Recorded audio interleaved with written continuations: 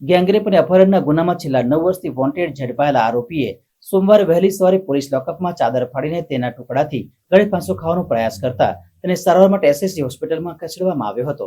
આ સમગ્ર ઘટના અંગે એસીપી એમપી ભોજાણીએ જણાવ્યું હતું કે વર્ષ 2019માં સિટી પોલીસ મથકમાં દુષ્કર્મનો ગુનો નોંધાયો હતો, જેમાં 4 આરોપીઓ હતા, જેમાંથી એક આરોપી શાંતુ ઇલુ નીનામાને પોલીસે 9 વર્ષે ઝડપી લઈને 2 દિવસના રિમાન્ડ લીધા હતા। જ્યારે આરોપીએ સોમવારે વહેલી સવારે તેને ઓઢવા માટે આપેલી ચાદરનો એક છેડો ફાડીને ગળે ગાંઠ મારી અને ફાંસો ખાવાની કોશિશ કરી હતી। આ દરમિયાન પીએસઓએ આરોપીની હિલચાલ જોઈને તેને લોકઅપમાંથી કાઢી એસએસજી હોસ્પિટલમાં દાખલ કર્યો હતો।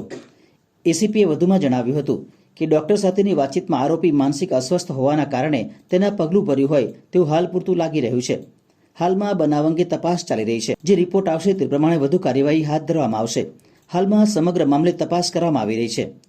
પોલીસ કર્મચારીઓએ બેંક કર્મચારીના સ્વાંગમાં પહોંચી ગામ લોકો પાસેથી આરોપીની વિગતો મેળવી ગેંગરેપમાં 9 વર્ષથી ફરાર આરોપીને શોધવા માટે સિટી પોલીસ મથકના પીઆઈ આરએલ પ્રજાપતિ અને તેમની ટીમ મધ્યપ્રદેશના જાંબુઆ જિલ્લાના આરોપીના ગામ પરનાલી ખેડા તેમજ 5 ખેરિયામાં બેંક કર્મચારીઓ બનીને ગામ લોકો પાસેથી આરોપીની વિગતો કઢાવી હતી। જે વિગતોના આધારે પોલીસે આરોપીને શહેરના જાંબુઆ ખાતેથી જ આરોપીને ઝડપી લીધો હતો।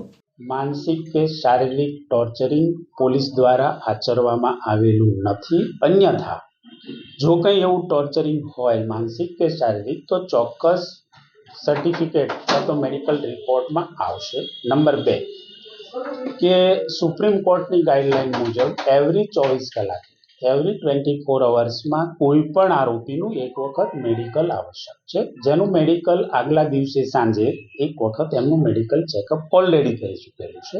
એમાં પણ કોઈ ઈજાના નિશાનો નથી અને કોઈ એવા અને આ તો ડિટેક્ટ છે। આમાં બીજું વિશેષ કંઈ ટોર્ચ કરવાને સપોઝ કંઈ રિકવર કરવું હોય, મુદ્દામાલ છે, કોઈ અન્ય ચીજ વસ્તુ છે, કોઈ પુરાવા રિકવર કરવા હોય તો પોલીસ કદાચ આપણે એવું સમજી શકીએ કે કંઈનું કંઈ પ્રેશર કરે।